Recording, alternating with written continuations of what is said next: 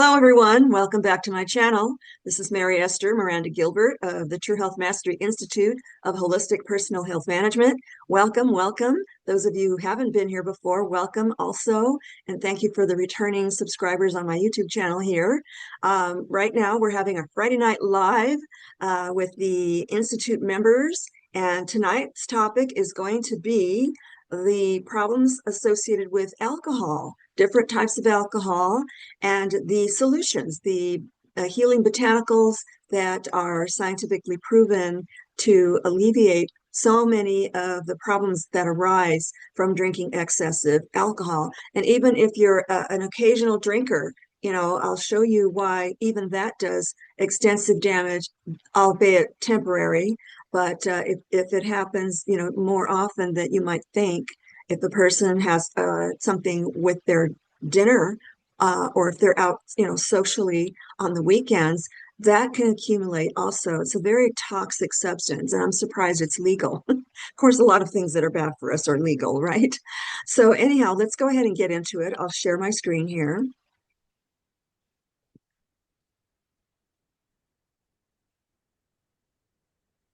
Alrighty, so anyhow, yeah, it's the long and the short term and permanent damages of alcohol. So there's types of alcohol. Ethanol, ethyl alcohol are the typical alcoholic drinks that people have. So a high alcohol content of liquor, the fermentation and distillation type of liquor, it's 15 to 60% alcohol by volume, ABV. One shot or 1.5 ounces is 40% of alcohol by volume. So this is pretty potent amount of alcohol. So usually people have more than one shot, right? They're having fun at a party, and or sometimes it's even a contest. So they don't realize just how badly they're poisoning their system. So as I get into it, I think you'll be more and more horrified about it. Okay, so now we've had the fermented drinks, the beer and the wine. These are the undistilled drinks. So beer has about 3 to 13% of the alcohol by volume. Also, it can have 12 ounces, which is 5% ABV. 8 ounces of malt liquor is a little stronger. It's 7%. Wine is about 9 to 15%. 5 ounces of wine ABV is 12%. Fortified wine, sometimes I never heard of fortified wine, but when I looked it up, it's wine with distilled liquor added. So I'm not a wine drinker. I don't drink alcohol, but you see these array of bottles at the grocery store, and me being a label reader, I went ahead and looked at all these different types of liquors and wines. And so they do vary quite a bit. Each manufacturer decides how much alcohol is going to go into a drink. So these fortified wines, they have both the distilled and the regular wine in them. So that's 5 to 20% ABV. So this is what it does. It impairs the driving. I think people normally know that. Driving under the influence. So the legal limit is 0.08% blood alcohol content in all 50 states. And alcohol detection tests measure alcohol in the blood for up to 12 hours. So if you're drinking and you think, well, I'll just have one drink and then later on I'll drive, it's actually still in the blood. It takes about 12 hours for the whole entire system to get rid of it. You could still be, at what they call legal driving limits for the amount of alcohol your body has, but it's still going to impair your driving. You're not going to be as quick and responsive with even the alcohol, circulating in the body. So how long it takes to eliminate it? Eating food does not help or dissipate alcohol faster. You would think that it did. Sometimes you think, well, people are going to eat and they don't feel as intoxicated, so they feel like it's okay to drive. Actually, the alcohol does not get dissipated. The food does not absorb the alcohol or anything like that. That's probably something that a lot of people have a misconception about, right? So, but what it does do is slows the alcohol's absorption rate. So how much alcohol is your bloodstream receiving when there's food in the stomach? So, sometimes it can stay in your system 6 to 72 hours, depending on how much a person has drunk. Stays on the breath for 12 to 24 hours or 72 hours after heavier use. Stays in the saliva up to 12 hours. That's strange, isn't it? Hair up to 90 days. So I don't know who's going around getting their hair sample, tested, but they would probably find, alcohol uh, residues in the hair. The half-life of alcohol is 4 to 5 hours. So in 4 to 5 hours, if you've had a certain amount of alcohol, there will be half as much in the bloodstream. When is it safe enough to drive legally after driving? Wait 1 hour per one standard drink. That is the standard advice out there. When I did the research and I found that's pretty much the standard advice. Symptoms that indicate you're not sober enough to drive. So if a person has impaired balance, they have trouble standing or walking straight, slurred speech, difficulty speaking clearly, blurred vision, inability to see clearly, slowed reaction time, delayed responses to unexpected events, difficulty concentrating, trouble focusing or paying attention, drowsiness, feeling sleepy, or struggling to stay awake. So, and can you imagine if you've had a couple of glasses of wine, maybe 6 ounces, right? You've got 12 ounces circulating in the body. And after 4.5 hours, you'll still have half that much circulating in the body, and it's going to affect your ability to drive. There will be everything that's listed here will still be a possibility, maybe not as much as when you first had the alcohol, the full amount in the blood, but even after a while, it's still going to slow you down. So how the body processes alcohol. A small amount is absorbed through the mouth's buccal mucosa tissues. That's inside of the mouth, inside of the cheeks, and underneath the tongue, all the tissues that are inside the cheek. Most of it passes through the digestive tract and enters the upper gastrointestinal tract, the small intestine, is absorbed straight into the bloodstream through the stomach tissue lining and upper small intestines. It's carried throughout the entire body and travels to the brain. Absorption is slightly lowered if food is in the stomach. Food can absorb alcohol and inhibit it from being in contact with the stomach lining, therefore slowing its transit. The presence of food in the stomach delays the opening of the pyloric valve, preventing alcohol from quickly entering the small intestine where it is rapidly absorbed. All right, so here's a little picture of just how much alcohol is being absorbed. You're swallowing the booze, it's going into the stomach, it's being absorbed a little bit there. It drops down into the small intestines, it's being absorbed a little bit there. And so, your poor liver is metabolizing 90 to 95% of that alcohol. So I'll tell you what goes on in the liver in a moment. And then it's, you urinate it out about 2 to 4%. And so it's a very slow process to get this alcohol out of the body. So they talk about, once it drops into the stomach, then you've got the digestive juices and any food that's in there that's going to slow down the absorption process through this lining of the stomach before it goes into the duodenum and down into, the intestines. So it takes a while to get rid of the alcohol. So alcohol is moved through the bloodstream until the liver breaks it down completely. Step one, the liver generates the enzyme alcohol dehydrogenase. So this is the enzyme that the liver produces called ADH, and it converts the ethanol into acetaldehyde. So this step determines how fast alcohol can be processed. And I'll show you later how the ADH can be accelerated, and therefore it's possible for you to process the alcohol. So it all depends on how fast your liver can produce this enzyme in order to process it. So also the liver produces the enzyme aldehyde dehydrogenase to convert acetaldehyde into acetate. So acetate, it's a byproduct that allows the metabolization and excretion out of the body. So those two enzymes are very important for metabolizing alcohol. The liver can metabolize a standard drink like 0.6 ounces of alcohol per hour. Gender, body weight, one's metabolic enzyme activity affects this rate. And the higher concentrations of excess alcohol overload on the liver results in acetaldehyde accumulations, leading to symptoms like sweating, headache, nausea, vomiting, and flushing. So it depends on, the poor liver's trying its best to process it and reduce, these chemicals so that you can break it down and get rid of it. It's not going to store it as nutrients. It's not going to give you energy. It just doesn't happen that way. Regular alcohol consumption increases the enzymes involved in this alcohol metabolism, and that is what leads to liver damage. So heavy drinkers have this problem of the liver trying to convert, use these enzymes to convert things to these uh, these chemicals that allow the liver to get rid of the alcohol.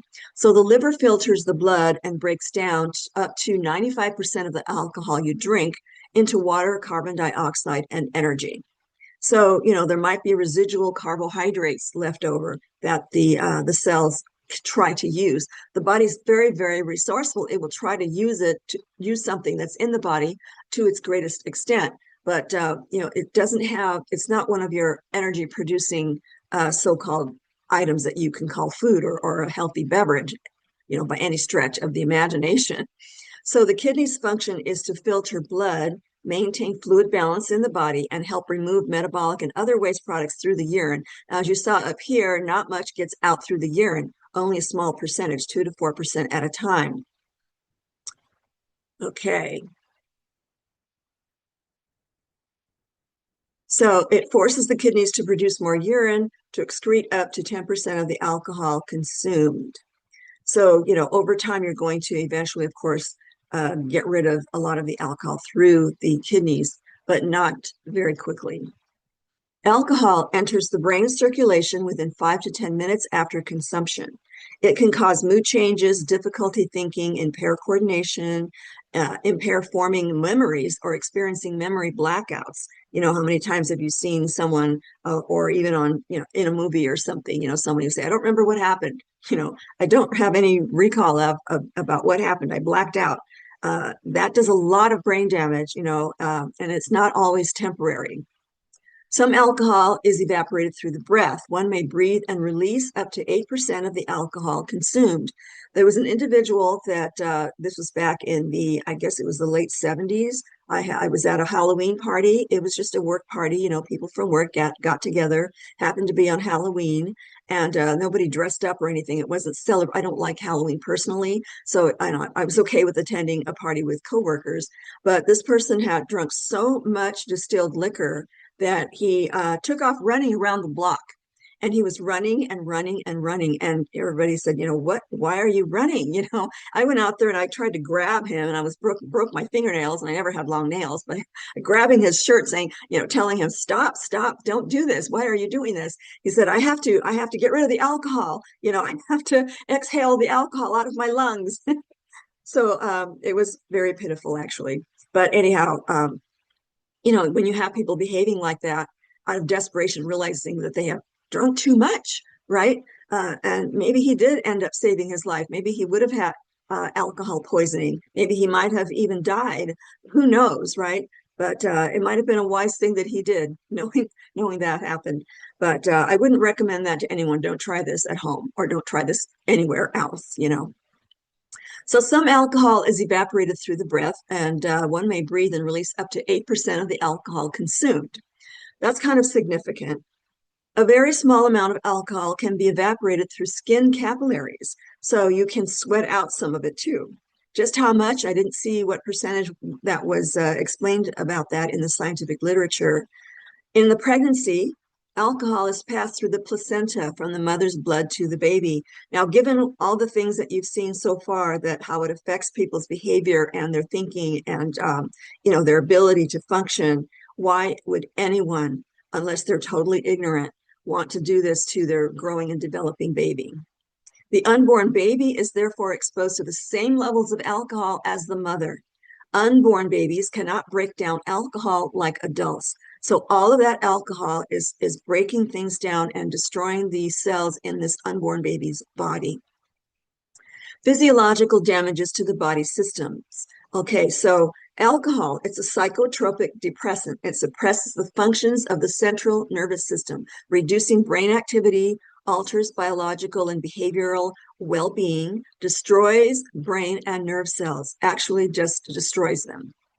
Causes contraction of brain tissues, cerebrovascular accidents, blood vessels in the brain, increase to a great extent at almost all levels of alcohol intake. Impairs or blocks excitatory nerve pathways. These are nerve impulse signals between the nerve synaptic transmissions that are lost or heavily disturbed. Impacts motor coordination, causes sedation, vomiting, amnesia, hypnosis, and ultimately unconsciousness. It increases adverse conditions of the heart and blood vessels, adversely affects the kidneys, the vital system that regulates blood pressure with increased alcohol consumption, increases the risk of hypertension and other cardiovascular complications, including chronic and acute cardiovascular incidents. Conditions of arrhythmia, such as atrial fibrillation, irregular heartbeats, are associated with high volume chronic alcohol intake. Chronic alcoholism is associated with both acute and chronic pancreatitis, leading to pancreatic dysfunctions. I had a client many years ago who was a heavy drinker and had, cancer of the pancreas. So he didn't last very long. Once he got diagnosed, he was just going downhill very quickly. It injures and impairs the liver, leads to liver cirrhosis or the scar tissue, one of the top 10 causes of deaths worldwide. Cirrhosis of the liver impairs the liver functions, such as filtering toxins, producing bile for digesting fats, and storing nutrients. So the liver is very key to processing toxins. The faster it can do it, the better. But the cleaner your diet is, the less work it has to do, right? So ongoing research and associates alcohol with cancers, increases risk of ovarian and breast cancers, increases colon and gastric cancer risk. Alcohol intake is associated with cancers of the colon, rectum, larynx, or voice box, the air passage that goes to the lungs, the liver, the esophagus, the pharynx, that's the cavity behind the nose and the mouth, and the oral cavity. Moderate amounts have been found to adversely affect almost all of the aspects of the body's immune responses. It impairs the anti-inflammatory cytokines. So anytime you're injured, you have these inflammatory proteins, cytokines being one of them, that flood the system and check things out to see what needs to be called in to get anything repaired or restored to what they call biochemical equilibrium or biochemical balance. It promotes pro-inflammatory immune responses. So all these pro-inflammatory enzymes that flood in, knowing that things are getting damaged everywhere. So that's just what happens. The body's always on top of it. It adversely affects the gastrointestinal biome, the important good gut bacteria in the large intestine, leading to many inflammatory disorders of the intestinal tract and other health complications. So anytime you have, anything having to do with digestive tract, ending with the word itis, meaning inflammation, there's so many different health issues, right, that end with that word itis. So take a look at the alcohol you're taking in. It could be a main contributing factor or one of many contributing factors, and a very dangerous contributing factor because it's ongoing and it does a lot of damage when it's in the body. So alcohol intake is believed to be a risk factor for obesity in some individuals. So there's so much conflicting research about this. Some scientists say, oh, it doesn't cause obesity. Other scientists say that it does. Well, and also other research states, well, it depends on a person's age, how active they are, if they're physically active, how healthy they are, how good their diet is, how nutrient rich their body is. So of course, that's going to affect someone who isn't nutrient savvy, isn't taking in enough nutrients in their bodies. Of course, that's going to be in a degenerative inflammatory process by itself. But when they take in a lot of alcohol, then it's going to degenerate a lot of their systems. So excessive or heavy drinking is correlated with increased measures of adipose fat tissue.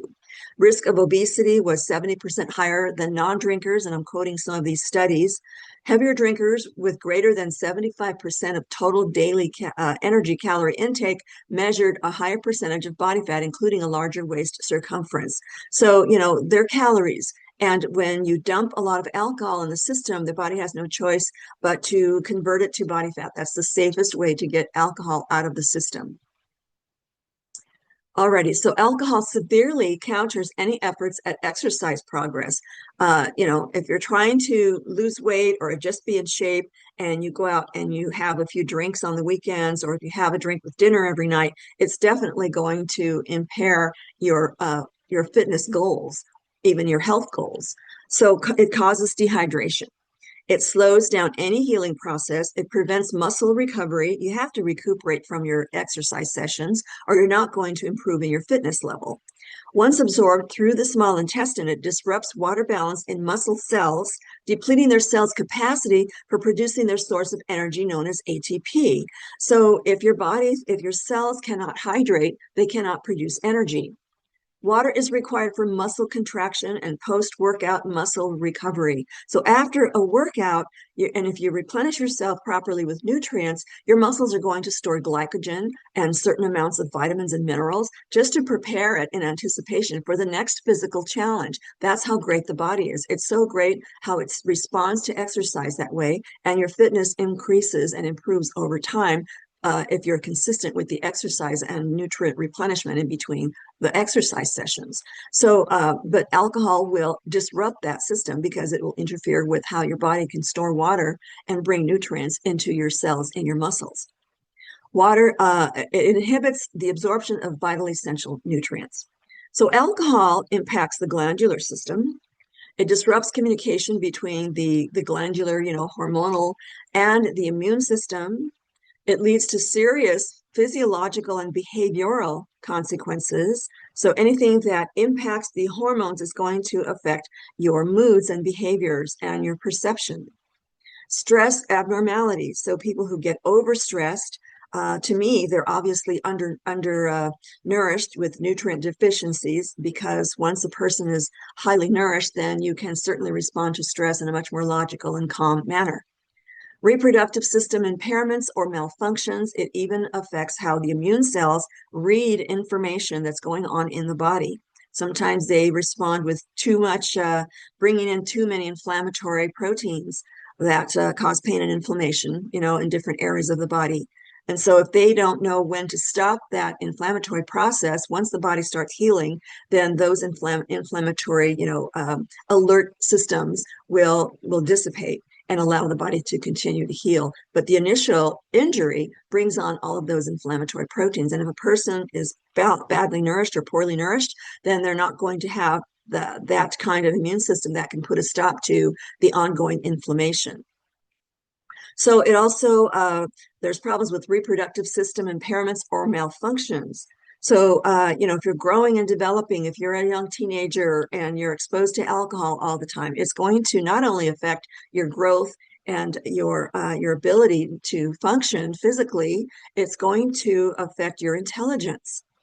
Thyroid problems, growth abnormalities, cancers, bone disease. So all of these things are, of course, if a person has excess drinking over time and they're poorly nourished, and depends on how much stress they have in their life, whether they are adults or still in the growing process, younger and older teenagers. So there's so many factors here, but why put your system through all of that? So toxicity, alcohol poisoning, and inflammatory response reactions. Lethal overdose occurs when there is a high enough amount of alcohol in the body, affecting breathing or heart rate to dangerously slow levels or stopping altogether. Symptoms of alcohol overdose: mental confusion, stupor, vomiting, loss of consciousness, clammy skin, pale of bluish skin color, slow heart rate, low body temperature, slowed or irregular breathing. If your nervous system cannot send signals to these vital organs, they're not going to get the signal to be the autonomic nervous system won't be able to function. So your system will, normally we don't have to remind our bodies to breathe or keep the heart rate going, things like that. But the alcohol definitely does not allow those signals to go out to these vital systems. So as blood alcohol content rises, we have like 0.06% to 0.15%. Speech, memory, attention, coordination, balance, moderately impaired, driving ability significantly impaired. So this is like saying you had maybe 1.5 drinks, right, of the fermented drinks, the beer or the wine. But if you had the distilled liquors, then there's going to be much more alcohol. It's going to be somewhere in the 0.16% to 0.30% blood alcohol content. Significant impairments in speech, memory, attention, balance, reaction time, coordination, driving ability, is dangerously impaired.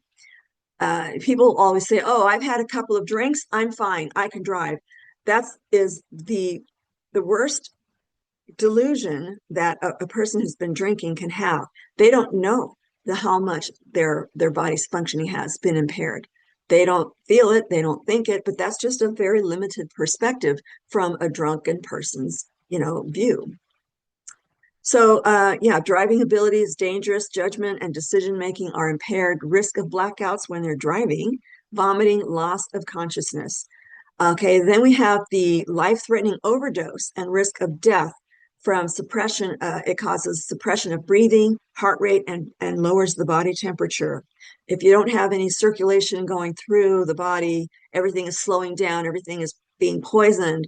The information isn't being processed through the nervous system properly, then everything is going to start slowing down. So when you have a 0.31% to 0.45% blood alcohol content, that's when it becomes life-threatening, truly life-threatening. It could be life-threatening if you're in the middle range here, if you're a smaller person. So this is a photo of what a healthy liver might look like, and a fibrosis where the scarring has occurred because of alcohol. There's other things that can cause scarring of the liver, but alcohol definitely causes a scarring, and it gets worse. More scarring that hampers or does not allow the circulation of nutrients through the whole entire organ here, and eventually, then the DNA will start producing cells that are abnormal and will start forming tumors and cancers. So addiction, when a person uses a substance frequently and over a period of time, that's the formal definition of the word addiction. It means use that transitions into binge use or a heavy intake over a period of time. Binge drinking is defined as 4 or more drinks for women and 5 or more drinks for men in a 2-hour period. It negatively impacts dietary intake. So people who drink a lot tend to eat less frequently, and they favor meals with lower nutritional value. As alcohol increases, their intake of carbohydrates, protein, and fat, the healthy versions, decreases. The excess alcohol intake impairs nutrient absorption and metabolism, intensifying nutrient deficiencies. Studies that tried having test subjects eat sweets as a substitute for alcohol cravings only resulted in increased alcohol cravings later. Now, this is what the scientific research shows. Clinical studies evaluating the effect of a high-fat diet showed a reduction in alcohol craving. However, the increased body weight raised health concerns associated with overweight and obesity, leading to higher risk for cardiovascular disease, mood disorders, impaired executive or various mental skill functioning, and higher all-cause mortality. So gaining weight for the sake of, getting rid of the craving for alcohol probably isn't the best idea either. So I'm going to show you some botanicals that have been shown scientifically that actually cleanse the liver and actually nourish the body at a high enough level so that the body doesn't feel the urge or the addiction of wanting to turn back to alcohol. So preclinical studies showed that a moderately high-fat diet, I already read that, okay. Yeah, all right. So nutrition therapy reduced cravings. Now we're getting into it, the nutrition therapy part. Now you know all about the bad things that alcohol does to your body. Do you still want to go out and drink alcohol, everyone out there? Seriously, there's so many other ways to enjoy yourself. If you want more, if you want to have more confidence, then work on your confidence. You don't need alcohol to fall back on to make you feel more relaxed and happy or whatnot. And not all alcohol makes you feel relaxed and happy. Some alcohol has been shown to make you bring out anger, and repressed stress, things like that. So it's not always a good picture. So nutrition therapy, reduce cravings. So a lot of the therapies out there that are showing up that are showing that it's all about nourishing the body to end those cravings, or at least lower what it does is it lowers the physical body's cravings. Now the person has to work on the psychological dependence on alcohol as well. And being more highly nourished actually does work on that. So we have lower sugar intake with reported fewer hypoglycemic symptoms. So, when you watch your your sweet intake and not allow your body to get into that, processing the sugar quickly out of the bloodstream, storing it as body fat, and actually making the pancreas and the liver work overtime, to try to do that, then that's something you have to pay attention to. So look at what you're putting in your body to regulate your blood sugar. And that means quality proteins, a lot of plant foods, the raw, enzyme active, nutrient rich, vitamin, mineral, plant kingdom, things like that. So less alcohol cravings with greater nutrient intakes. Okay, I kind of went ahead of that. A greater number abstained from alcohol once they were highly nourished. Findings indicate that nutrition therapy can aid in alcoholism recovery. That's a key word, alcoholism recovery. Okay, so I'm not saying that they won't be alcoholics anymore and they can drink later. That's something for the medical system to handle. I've never seen anyone who can handle alcohol once they are addicts of it. But these nutrients will help end those cravings, and that goes a long way to abstaining and never returning back to that destructive drug. So we have I'm just labeling naming a few. There's just miles of botanicals out there that will help end the cravings because they're so nutrient rich. And that's when I advocate organic foods. They may be expensive, but your health is worth it. Why spend thousands of dollars later and make you go broke, be financially devastating by not nourishing your body properly? Your body needs nourishment in order to repair, regenerate, detoxify, all those wonderful things, and just form new and healthy tissues. Diane, I can hear you. I'm going to mute you. Alrighty. People don't realize that it's okay. There she is.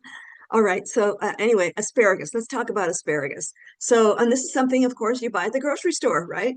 And yeah, it's $1 more for organic, but it's higher in minerals. It's higher in the vitamins. It's higher than the biochemical compounds that are so essential to reducing the body's cravings since it's so depleted. That's the problem with addiction. It depletes the body. So it's actually been shown to alleviate a hangover by protecting the liver cells from alcohol toxicity. It contains fiber and the phytochemical compounds known as flavonoids that improve plasma lipids, the body's fats, and how the body regulates its fats, and reduces liver oxidative damage. So anytime you have oxidation, that means things are being degenerated, things are being broken down. And of course, the oxidative process is normal in most cases when you're digesting foods and breaking them down. That's always going to be an oxidative process. But when it runs overtime, when your good cells continually are being damaged, then that kind of oxidation is damaging. Also, it contains amino acids and minerals that reduce liver toxicity. It helps upregulate or accelerate the actions of alcohol dehydrogenase, which is an enzyme, and the aldehyde dehydrogenase. These are enzymes that help the body increase the rate at which it rids itself of alcohol. Okay, so this process that I mentioned way up here, when the liver starts breaking things down, right, and produces those enzymes, and it turns into the acetaldehyde and the acetate, then it will speed up this process to help your body get rid of the alcohol in the system. Alrighty, so let me go back to where I was.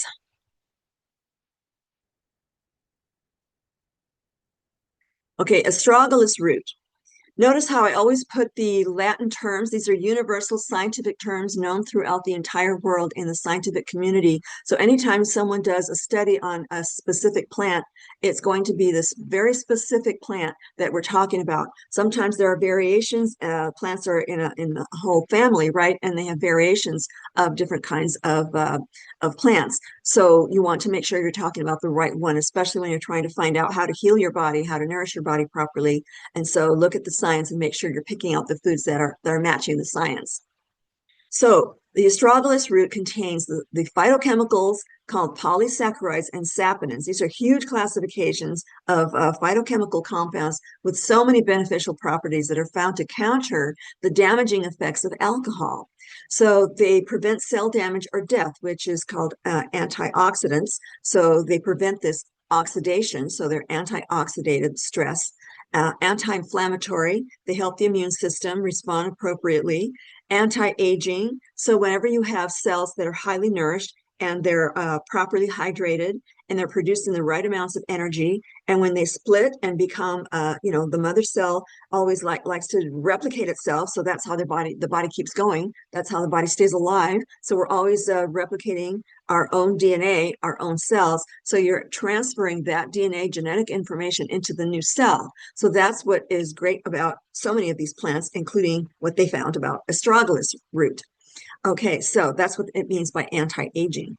Found to recover liver injury with improvements in function, serum lipids, fats in the blood, and inflammatory and oxidation markers. So whenever you go into the doctor and they do these laboratory tests on you and they come back with the report, they're always measuring these what they call markers. What enzymes the liver is producing, and is it producing the proper healthy amount of enzymes? They should fall in a certain range, and if they're out of that range, that means something is wrong. So I mean, there's so many different markers that they look for.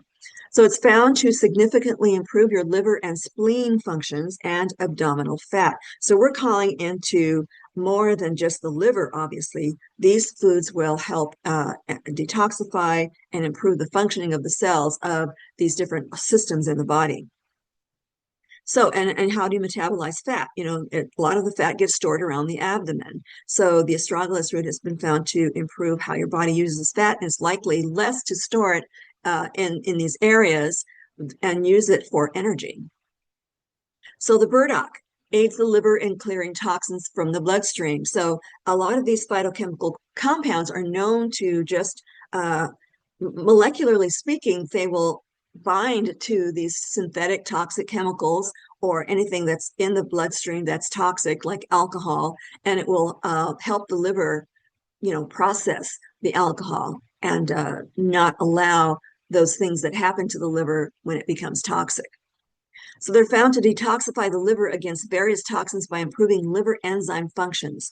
So, they tested against the ethanol alcohol, the drinking alcohol, the carbon tetrachloride, acetaminophen, all these different toxins, the elements cadmium and zinc oxide. So there's variations of these elements.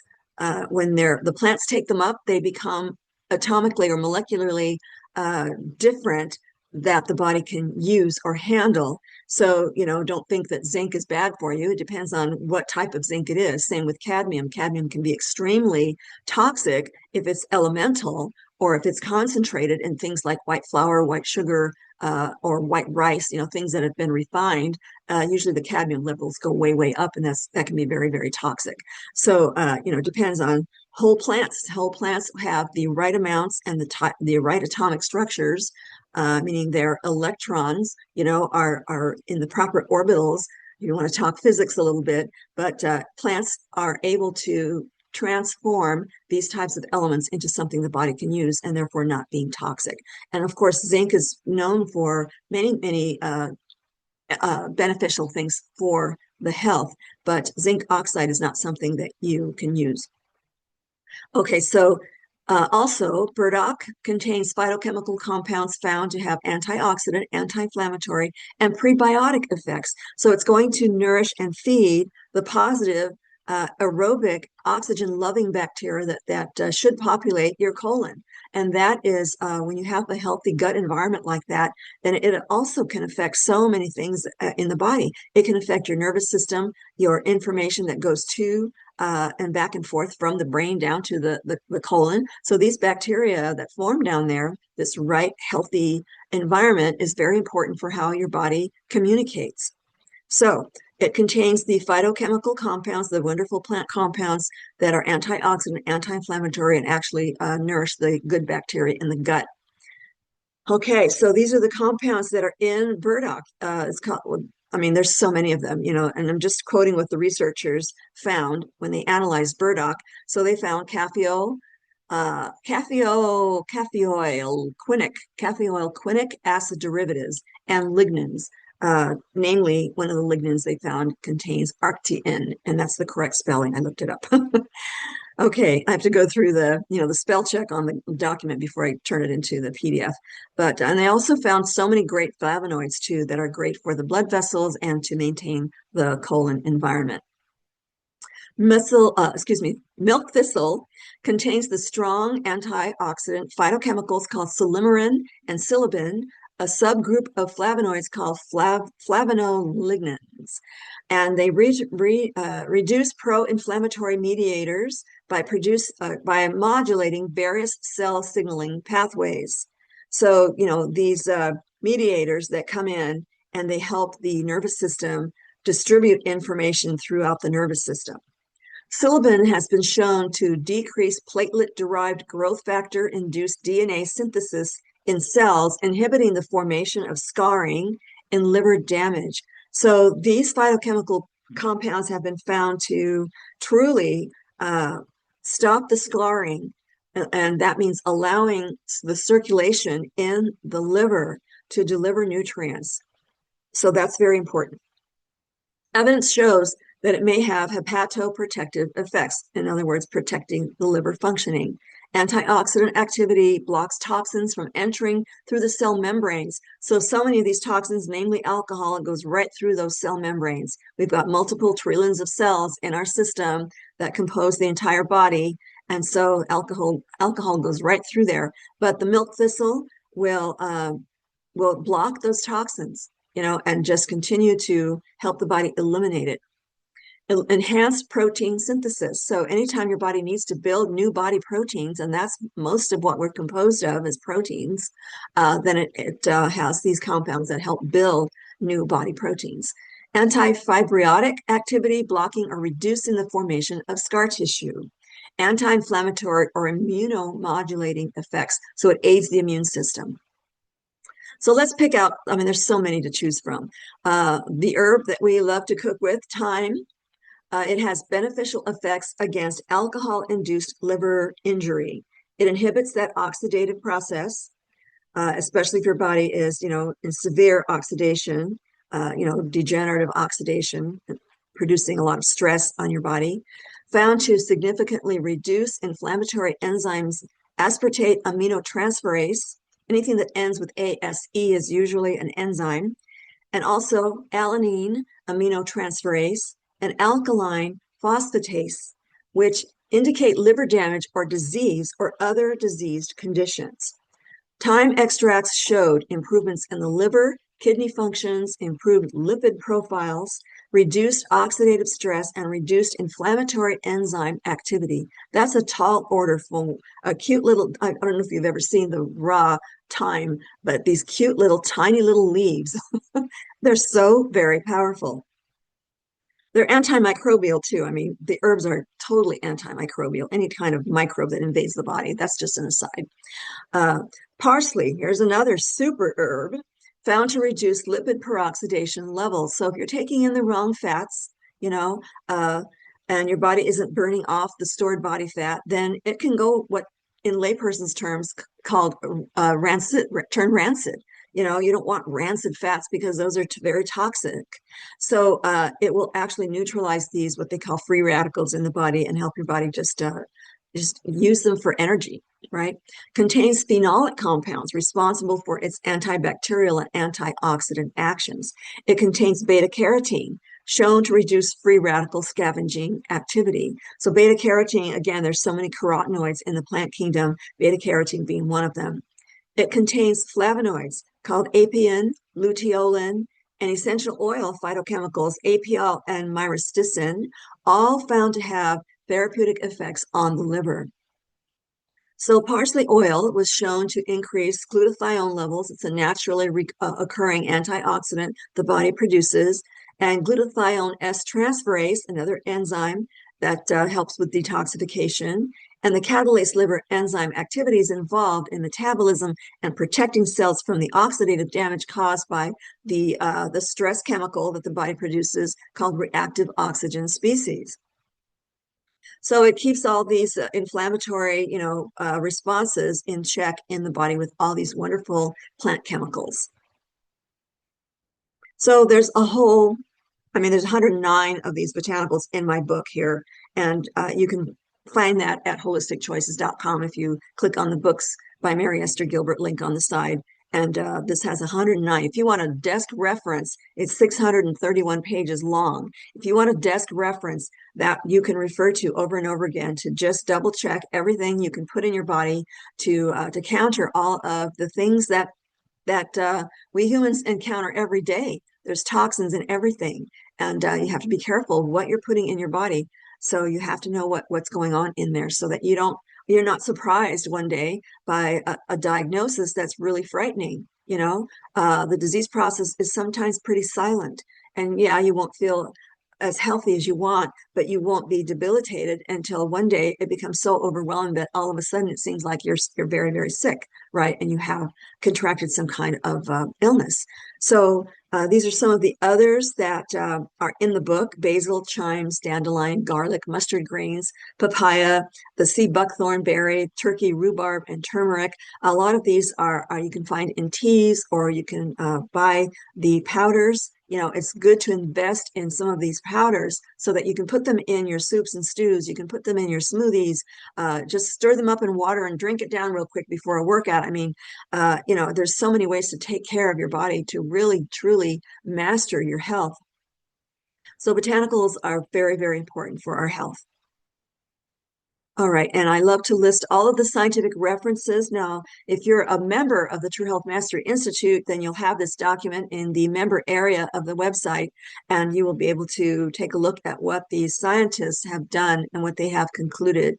So, it's getting more and more difficult to make sure that you have the right information. So you have to be familiar with these kinds of research. It's the only place you'll find truly credible factual information. If you do a search on the internet on any particular item and you don't type the words in Science Journal after your search phrase, you're going to get disinformation. You're going to get just information that contradicts each other, and you're going to get a lot of supplement companies trying to sell you and show and tell you that this is the be all and end all to fix any particular problem. So the body doesn't work that way. It needs to be completely nourished. So that's why I encourage people to join the True Health Mastery Institute. And again, you can go to holisticchoices.com, click on the True Health Mastery Institute link on the side, and you'll have a complete description of what's going on in this institute and the kinds of things that I'm sharing with the members every single week. So, it's called True Health Mastery Institute for a reason. Knowing this knowledge, gaining this knowledge week to week, it's just building the knowledge that a person needs to protect themselves from all the misinformation that's out there and to make the right choices to protect their health. And why live your life in poor health when you can live it in true health vibrancy and see what your body and your mind and your soul is capable of? All right, so these are the particular reference sources that I use for this presentation tonight, and the members can certainly click on these links and go to these links and read all about what the scientists found. So there's the Potent Superfoods for Lifelong True Health book, and also on that same page, the book page, you'll find my nutritional synergy system. It's 14 categories of choosing foods and supplements that will make sure that you're properly nourished so that you can put together delicious and highly nourishing meals to prevent that disease process and to keep your body detoxed naturally all the time. And if you want to stay in shape, or if you're interested in leaning out a little bit, losing a bit of body fat and getting down to your ideal body weight, then the exercises and the ways to keep off the body fat and just master your weight, kind of thing. That's what this book is all about, based on my own personal experiences and lots of scientific research.